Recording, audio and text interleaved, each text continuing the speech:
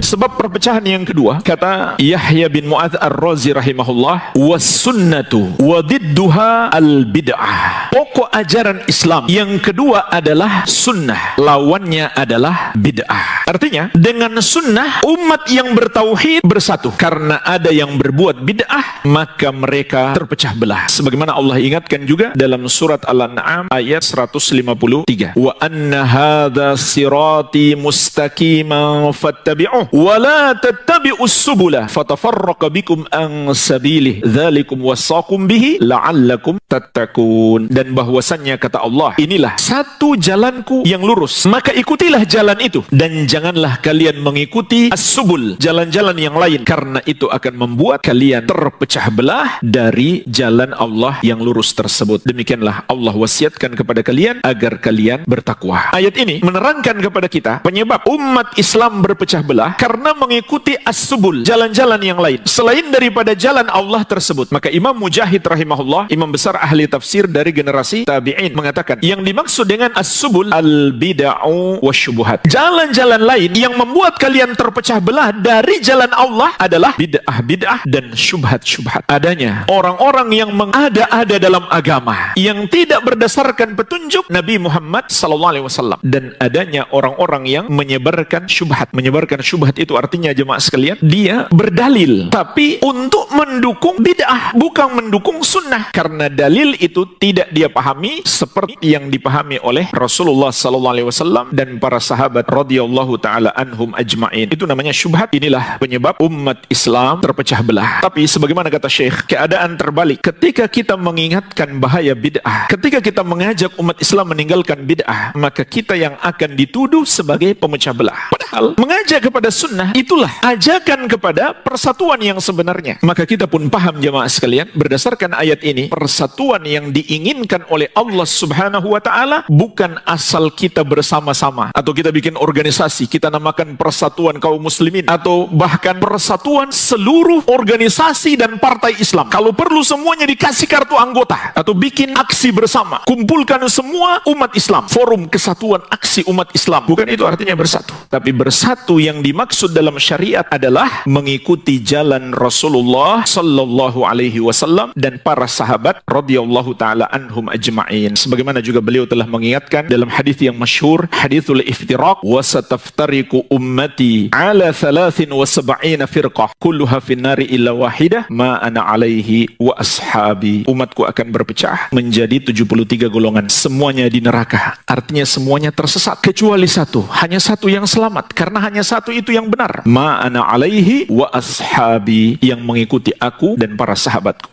Oleh karena itu, sahabat yang mulia Ibnu Mas'ud radhiyallahu anhu mengatakan, al-jama'atu ma wafaqal haqqa wa in kunta wahdak. Al-jamaah, berjamaah, bersatu, bersama-sama, hakikatnya adalah yang sesuai dengan kebenaran walaupun engkau seorang diri. Ini arti persatuan dalam Islam, mengikuti jalan kebenaran. Kalau ada sekelompok orang, mereka berkumpul, mereka punya hubungan baik, mereka tidak mau bertengkar, tapi akidah mereka berbeda-beda, amalan mereka berbeda-beda, tidak mengikuti petunjuk Nabi Muhammad SAW, maka itu bukan sebuah persatuan, melainkan justru itu adalah satu bentuk usaha untuk merawat perpecahan. Jadi persatuan yang Allah inginkan adalah bersatu di atas sunnah, mengikuti jalan sunnah. Walaupun seorang diri, orang yang mengikuti Rasulullah SAW dan para sahabat, berarti dia adalah orang yang bersatu. Jadi inilah penyebab umat Islam terpecah belah. Ketika muncul bid'ah-bid'ah, muncul satu bid'ah, maka muncul satu kelompok umat yang mengusung bid'ah itu. Bertambah bid'ah, bertambah lagi kelompok tersebut sampai menjadi 72 kelompok bid'ah. Namun kata para ulama, 72 ini adalah pokoknya, usulnya. Kalau cabang-cabangnya sangat banyak. Ini penyebab umat Islam terpecah belah, karena berbagai macam bid'ah yang muncul. Al-Amwa, menemani ibadahmu juga hijrahmu.